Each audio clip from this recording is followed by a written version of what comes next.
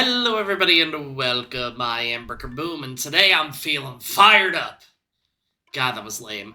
Today we're gonna see if I can beat the game Pokemon FireRed with only a Magmar.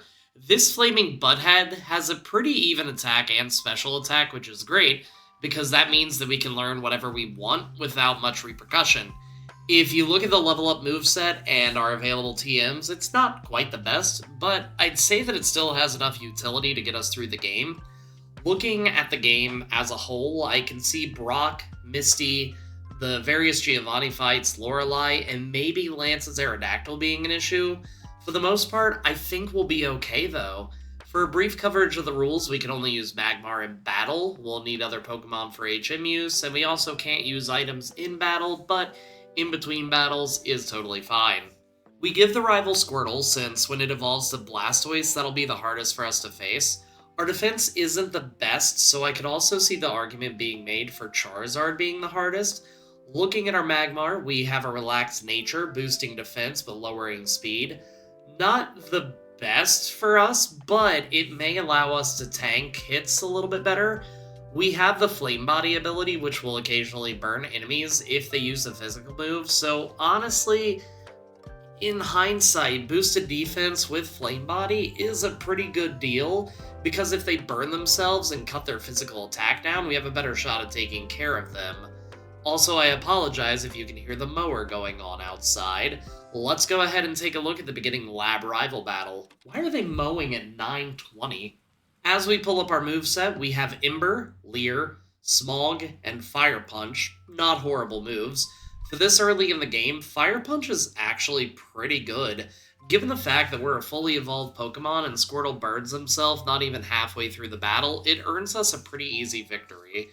We go through the beginning game stuff, but this time, rather than going to the forest immediately, we go ahead and go pay the optional rival visit to get that fight out of the way. We're under-leveled as all get out, but I feel alright enough about it. Pidgey is first, and we open with Fire Punch, taking it to half, getting sand attacked in the face. Another Fire Punch is able to take it down. We level up, still being under-leveled as can be, and the rival sends out Squirtle. Fire Punch doesn't do a whole lot as Tail Whip connects. Tackle does a decent bit, and we miss, but thankfully we do get a burn. We miss again, but the tackles aren't doing much thanks to the burn, and then between the burn damage and a few connecting Fire Punches, we can take it down pretty quickly. As we burn our way through Viridian Forest, it's at this time I'd like to remind you to like the video and subscribe to the channel. At the time of writing this, we're sitting comfortably at 928 subscribers, and the watch hours keep creeping up and up. I just wanted to thank you for putting up with me this long, and I think when we hit 1,000 subscribers, we'll be doing a Pokemon FireRed run with Rayquaza. Given the fact that it's a fan favorite, I haven't done a legendary run in a while, and I can make him look adorable with a little tiny party hat. Anyway, we go to Brock's gym, and we're still under-leveled. Now, I know that they have a distinct type advantage, but I think we'll be fine. To take a quick little peek into their stats, Geodude has a special defense of 30, and Onix with a whopping 45. Brock starts out with Geodude, and we open with Fire Punch, taking it to about half as it sets up Defense Curl. The next attack, we could take it down, and go into the Onix fight with full health. Fire Punch does a fifth or so on Onix, but we get the burn immediately, making Rock Tomb not completely wreck us. Now, due to the lowered speed from Rock Tomb, it now attacks us first with Tackle, and we take it to red. Another Tackle later, and we finish it off to win a first try victory against Rock. Now, normally on the way to Misty, I'd remind you to like and subscribe, but we already knocked that out. Instead, I'd like to bring up that if all goes well and the stars align, in December, my friend and I will be doing something I'm probably going to call Narutomas, counting down our favorite 12 techniques from the show. Very much going to be inspired from December if you've seen that in the past, and I'm also going to be trying to get back into Pokemon by Daylight, since they've added so many characters to Dead by Daylight. It's basically a series where we take all the characters from Dead by Daylight and assign them a team of 6 Pokemon. The only thing that we keep off the table is legendaries and mythicals. If there is any other series you'd like me to give full Pokemon teams to, please let me know in the comments below, and also other Pokemon challenges. Ideally, I'll be doing a Ralts run here soon, along with a Spoink and Grumpig run, and as we grab the Dome Fossil, I'll probably do a Psyduck run next week, so keep the ideas coming. As we get to Cerulean, despite beating Brock without any kind of type advantage, I don't think that we'll be able to do the same thing to Misty. Between type resistances, her having decent Pokemon, yeah, I just don't feel comfortable with it, so we go ahead and go to the rival first. Pidgeotto's up first, and we open with Fire Punch, taking it to red and burning it as it hits us with Gust, and we can take it down without being sand attacked. Next up is Squirtle, and we miss Mega Punch as it just uses Withdrawal, and we land the next one for decent damage as it uses Tail Whip. We swap over to Fire Punch and get hit with Water Gun, then take it out next turn. Abra's up next and can't do anything, so that's an easy knockout. Rattata's out and we get hit with Quick Attack, nailing him with Fire Punch to knock it out and win the battle. After that, we go ahead and head to the route above, gaining some levels along the way, and see that Jeff Goldblumed himself into a Clefairy, and then head back to Misty to see how we do. Worst case scenario, if we lose too many times, we can go clear out the ship of those additional trainers, though I don't think we'll need to. Staryu is first and we Fire Punch it to about a fourth as it uses Harden. We don't quite take it into healing range, so we can take it down next turn. Preferably, I would have liked it to be healed, this way Misty heals the weaker of her two Pokemon. We don't learn Smokescreen, and we do a decent bit of damage to Starmie, but it does a lot to us in return, as it takes us to 5 HP. We can take it to red, and unfortunately, that's healing range, so Misty heals up, we take it to yellow, and then it knocks us out. We try this a few times, and we just can't take enough hits to be able to finish it off, so we go to the route below without quite going into Vermilion and get a little bit of experience off that. If you have to level up the old-fashioned way, this is a good area due to the trainer with the Butterfree offering a decent amount of experience. With the added experience, we go back to Misty and we can take the Staryu to red as Misty heals up, then the next attack is a crit to knock it out. With Starmie, we Fire Punch it to not quite half, and it's dealing about 30 HP a hit to us. We could take it to yellow and burn it as Starmie spends a few turns recovering. At some point, Starmie swaps to Water Pulse and takes us down to 15 HP before getting knocked out, making this a very narrow battle, but I'll take it. Now that that's out of the way, we can go ahead and head to the ship. Now, we don't have to worry too much about the trainers, but we do make sure to go ahead and grab the couple items that we need. This is going suspiciously well. Let's see if we can keep at it. With the rival, Pidgeotto opens with Quick Attack and we use Fire Punch, taking it down in one shot. Wartortle's out and we use Fire Punch to take it to not quite half. Water Gun does a bit of damage and we swap to Mega Punch, taking it out. Raticate is out and we use Mega Punch again, taking it out. Last up is Kadabra and we swap over to Fire Punch, taking it down to win the battle. We use our doctorate from Kanto University to aid the captain, and then after that we head over to Surge's gym. We thankfully don't spend too long on the trash can puzzle, and then it's time to see how we do against the lieutenant himself. Surge opens with Voltorb, and we open with Fire Punch, taking it out in one shot. Pikachu is, well, it's a Pikachu, and it's a one-shot, but from beyond the grave, it haunts us and paralyzes us. Raichu is last and begins setting up Double Team, and we use Fire Punch, taking it to red as Surge heals up. Raichu being Raichu is also terrible, so the next Fire Punch takes it to red, burns it, and the burn takes him to a sliver. Surge heals the burn, but not the HP again, so thankfully we can land another attack to take it out. Maybe I should do a Raichu run. See if it's any less painful than the Pikachu run I did, I think a year, maybe 2 years ago at this point. We have a decent bit of travel ahead, and this is when the game will start opening up quite a bit. I don't think we're going to have too much trouble until we get to Koga, and again when we face Giovanni, but for the most part, I think we'll have a pretty easy time. We can learn Brick Break as we get further into the run, and I thought there was a place to grab Thunder Punch, but I tried to go there as we get further into the run, but apparently that's only Heart Gold Soul Silver, that it's in the power plant. Now, thankfully, we can make it through the cave without too much of a problem, and we make a beeline to Celadon City. For whatever reason, rather than fighting Erika first, despite having a distinct type advantage for the first time in the run, we go to Giovanni first. Onix is first and goes down to 2 Fire Punches, and the same thing happens to Rhyhorn. Kangaskhan goes to half and hits us hard with Mega Punch before it also goes down. That actually went smoother than I thought. Granted, during the last fight in his gym when he has access to Earthquake, I'm sure it's going to be a nightmare. On to Erika. Easiest way to win this battle is to press A and don't stop until the battle's officially over. Each of her Pokemon go down to 1 Fire Punch each, and then it's time to head back to the tower. I know, that was an exhilarating wrap-up. Pidgeotto is first, and we are way over-leveled by this point, where even a crit from the Pidgeotto doesn't matter too much. Wartortle is next, and we miss Mega Punch as it uses Withdrawal, so we swap to Fire Punch, taking it below half. Water Gun doesn't do too much, and we can take it out. Growlithe is next, and that one, especially with the Intimidate, will probably be an issue later, but for now it goes down to 1 shot. Execute is next, so we swap back over to Fire Punch, knocking it out in 1 shot. Last but not least is Kadabra, and we deal 1 more attack to take it out and win the battle. Truthfully, he'll have a pretty frightening team as time goes on with the Intimidate Pokemon, but that's future Bricker Boom problems. For now, though, it's time to head to Fuchsia and play our favorite game, Safari Zone Scramble. We couldn't play it last week because we were doing a team of Safari Zone Pokemon, which you should absolutely check out after this one, but Safari Zone time. Nidorino escapes, and we're actually making sure to grab some items before an Execute escapes. We do grab the Quick Claw because we may need that later. After that, a Rhyhorn escapes, and I'm beginning to wonder if we'll actually catch anything this time around. After that, more eggs run, and a Paris of all things run, not once, but twice.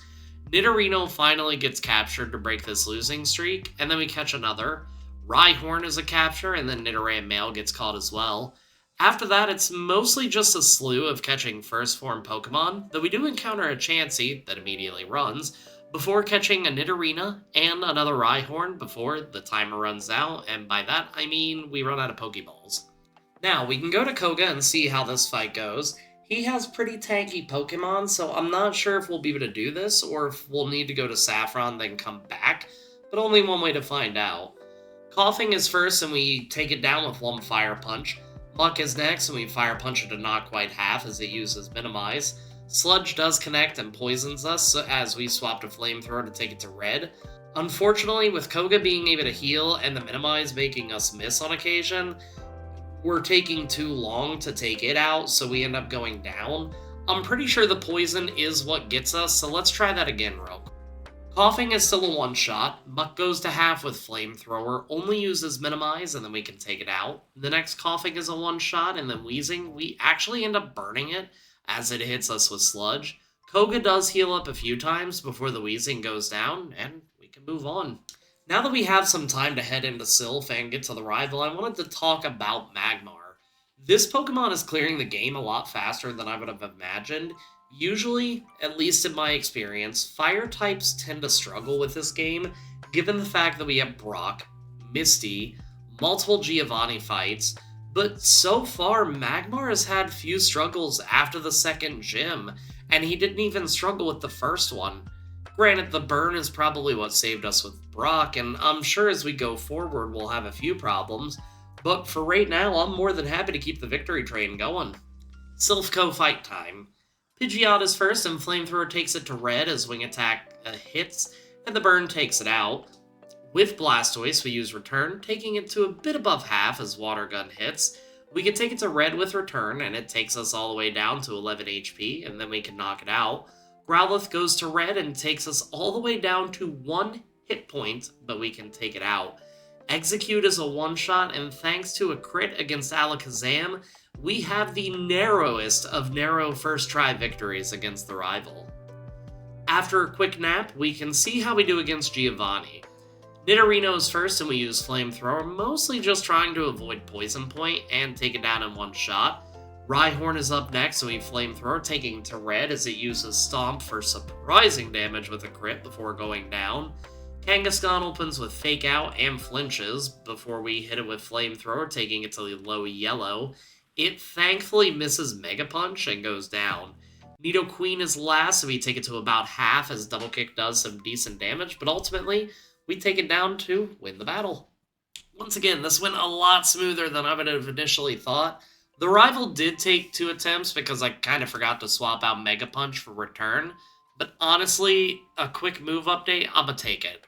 Let's pay Sabrina the Teenage Spoonbender a quick visit. Kadabra's first, and we thankfully outspeed it, taking it out in 1 turn. Next up is Mr. Mime, and we can hit it with Return, taking it out as well. Venomoth is out, and we swap to Flamethrower for a 1-shot and level up.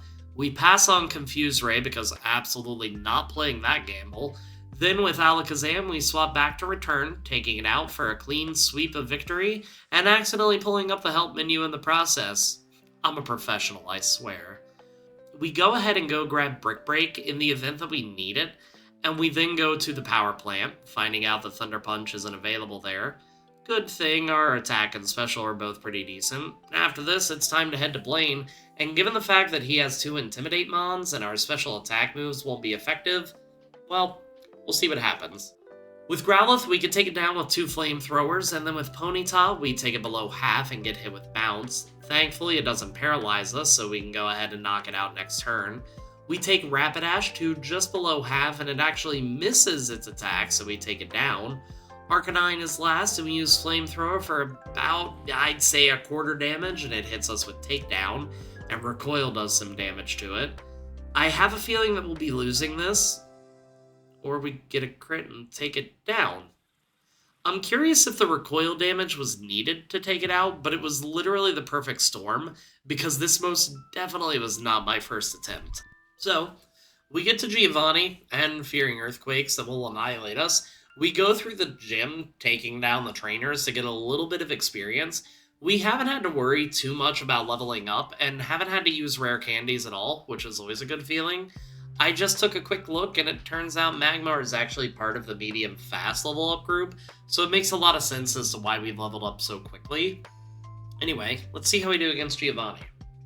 Giovanni first starts with Rhyhorn, and we use Flamethrower to take it out, and repeat the process with Dugtrio outspeeding it.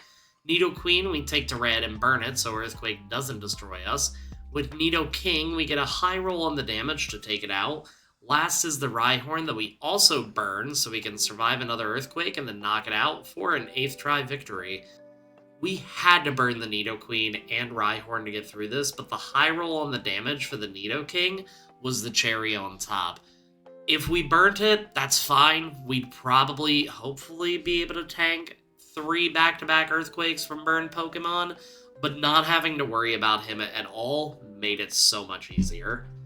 Rival before Elite 4 time, and Pidgeotto's first, so we can take it to red and burn it as Wing Attack chips us and gets taken down from the burn. Rhyhorn is next, and we use Flamethrower, also taking it to red as Takedown does a bit of damage and it knocks itself out.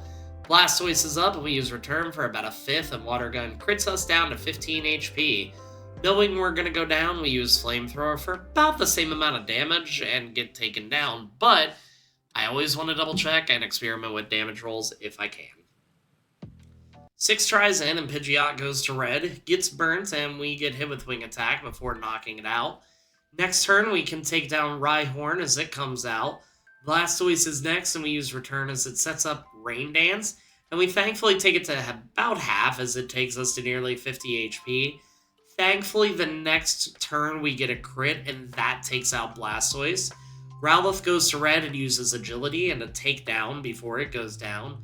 The eggs are an easy one-shot, and then Alakazam goes to below half, only setting up Future Sight before going down. That was a rough battle, but I'm sure the next battle against Lorelei will in no way be difficult or punishing for us, right? Dugong is first, and we use Fire Punch for not very much, so we swap to Brick Break, which does about half health. Lorelei heals up, and we can take it down 2 turns later, but our health isn't looking good.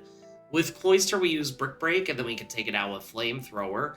Lapras is out, and we can do a decent bit of damage, but ultimately it can take us down, and there was still a Slowbro and Jinx in the background waiting for us. So with that being said, this is the first time in the entire run that we have to level up, even if we have the Quick Claw attached, because believe me, I tried. We don't do enough damage, and we also can't take enough hits to be able to get through her entire team. So with no other option in mind, we level up. Now, while this was going, I'm gonna be, as always, show some of the footage as we level up, because we have to aim a bit higher than I would have initially guessed. At level 75, Brick Break takes Dugong to a sliver, as Dugong uses Safeguard and Lorelei heals up. Next turn, though, we get a high roll on the damage, and that takes it out. After that, Cloyster is next, and has paper-thin special defense, so we can take it out. With Lapras, we can take it well below half, as the berry brings it to about half, and it hits us pretty hard with Surf. After that, we can take it out with one more attack. Slowbro goes to nearly half with Flamethrower and sets up to Amnesia as we take it to red with Return. Lorelei heals up and we critical hit to take it down. Last up is Jinx and a single Flamethrower takes it out. I didn't think we'd have to be that high of a level, but unless I was going to somehow crit every turn, we weren't going to be winning that anytime soon. So on to Bruno. Bruno first sends out Onyx and we use Fire Punch to take it to red as Earthquake hits hard. Bruno heals up and it goes down to 2 more attacks. Then it's Hitmonchan who goes down to 1 hit. Machamp goes to red and uses Bulk Up as the berry takes it from healing range, so it goes down. Then after that, Onyx goes down and so does Hitmonlee, and that lets us move on to Agatha. Agatha starts with Gengar, who goes down to Flamethrower, and Golbat goes down to Fire Punch. After that, the next 3 of her Pokemon all go down to a single Flamethrower, which wins us the battle and lets us move on to Lance. Lance first sends out Gyarados, and we use Fire Punch and burn the Gyarados. Return takes it to red, and Lance unfortunately heals up. We are able to take it down a few turns later, and with Aerodactyl, we hit it with Flamethrower, get hit with Wing Attack, and take it to red, and it takes us down. Well, we do try this battle with Fire Blast, since it hits so much harder than Flamethrower, but ultimately, due to the fact that it doesn't have more than 5 PP, we aren't able to get past this particular fight. I do also want to let you know, because I didn't think to let you know until now, I do have Charcoal equipped just to boost that fire damage further, and even that isn't helping too much. Thankfully, though, a few levels is all we need to close the gap. 4 levels later, and we can take it to almost half as Gyarados uses Bite, and we take it to red. Lance heals up, and then we land a crit to take it down. With Aerodactyl, we use Flamethrower, taking it to half, and it actually misses Scary Face, so we can take it out. With Dragonite, we use Flamethrower, burning it and getting hit with Wing Attack, but it does less. After that, we use Return since our attack has been cut, making the berry activate, and then we can knock it out with Fire Punch. The Dragonair goes to red, gets burnt, and Outrage lands for not too much damage before it goes down. After that, the next Dragonair Thunder Waves us, and we spend some time paralyzed before taking it down. Had Lance, spend time not attacking at the earlier levels, we probably would have been able to win that time. We have one more battle to go, though. The rival starts with Pidgeot, and Flamethrower knocks it out, and then with Rhydon, we can take it to yellow, and it thankfully misses Scary Face, so we can then take it out 2 turns later after a brief heal-up. With Blastoise, we take it below half as the berry brings it past that as it uses Rain Dance. We can take it to red, and the rival heals up as we take it back below half and then knock it out. Due to no Scary Face, we outspeed Alakazam and knock it out with Return. Exeggutor is next, so we can knock it out in 1 shot. Last but not least is Arcanine, who goes to about half, hits with 2 extreme speeds, and then goes down to win us the battle and the run. And yes, I did have to level up one last time to pull off a victory, but we're not going to focus on that right now. But hey, that's one more challenge done and over with, and I gotta admit, I had a lot of fun with this one. I've never used Magmar on my team, even though I did use a Magby in my baby Pokemon challenge. Overall, I hope you enjoyed the video, and I think we'll be doing the side arc run next week. I know I need to get back in Emerald here soon, though ideally, I'd really like to hop in Alpha Sapphire or Omega Ruby, so if you have any methods, let me know. We have a Discord that's poppin', a Patreon that I constantly forget to update, and a Twitch page that I try to go live on maybe once a week. Overall, though, if you liked the video, even if you didn't like the video, hit the like and subscribe button, because it really does help me out. And until next time, everybody, peace out!